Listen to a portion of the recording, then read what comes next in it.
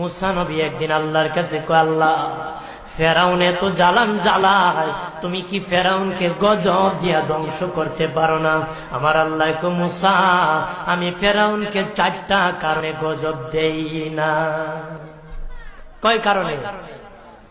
ফেরাউনকে 4টা কারণে গজব দেই না। 1 নম্বর কারণ হলো, রে মুসা, সারাদিন ফেরাউন বলে আমি খোদা, আর রাত যখন হয়ে যায় জঙ্গলে যায় করলাম আমি জানি তুমি খোদা, আমি খোদা না, কিন্তু আমারে মানুষ খোদা কইলে ভালো লাগে, খোদা কইলে ভালো লাগে। প্রভু তাই তুমি বিরক্ত হইয়া আমার উপর গজব দিও না। আল্লাহ বলে, মুসা রে, ওই ফেরাউনে রাত্রির দুয়ার কারণে আমি আল্লাহ তার উপর গজব দেই না।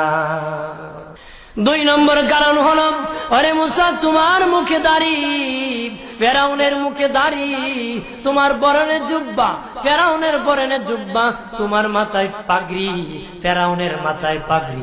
আমি যদি গজব দিই, জুব্বার বেজ্জতি হবে, পাগড়ির বেজ্জতি হবে, দাড়ির বেজ্জতি হবে। মুসা রে, ওই জুব্বার পাগড়ির ইজ্জত রক্ষার কারণে আমি আল্লাহ ফেরাউনকে গজব দেই না। 3 নম্বর কারণ হলো, আল্লাহ বলেন, মুসা রে মুসা, 3 নম্বর কারণ হলো, ফেরাউনের বাড়িতে একটা এতিমখানা আছে। প্রতিদিন দুপুর বেলায় এতিমরা ফেরাউনের বাড়িতে মেহমানদারি করে।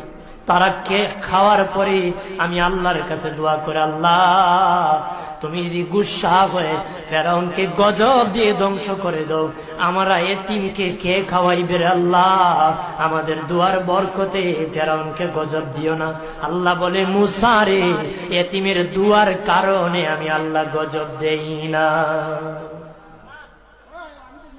4 নম্বর কারণ, আল্লাহ বলেন, মুসা ফেরাউনের একটা মাছ বিদ্ধ, হাঁটতে পারে না। ফেরাউন নিজ হাতে নিয়ে গোসল করা, নিজ হাতে মায়ের শরীরে তৈল লাগায় দেয়, নিজ হাতে ফেরাউন খাওয়ায় দেয়।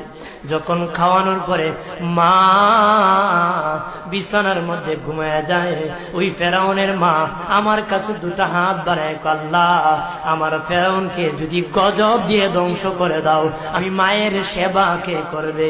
আল্লাহ বলেন, মুসা রে, ফেরাউনের মায়ের দুয়ার কারণে আমি আল্লাহ গজব দেই না।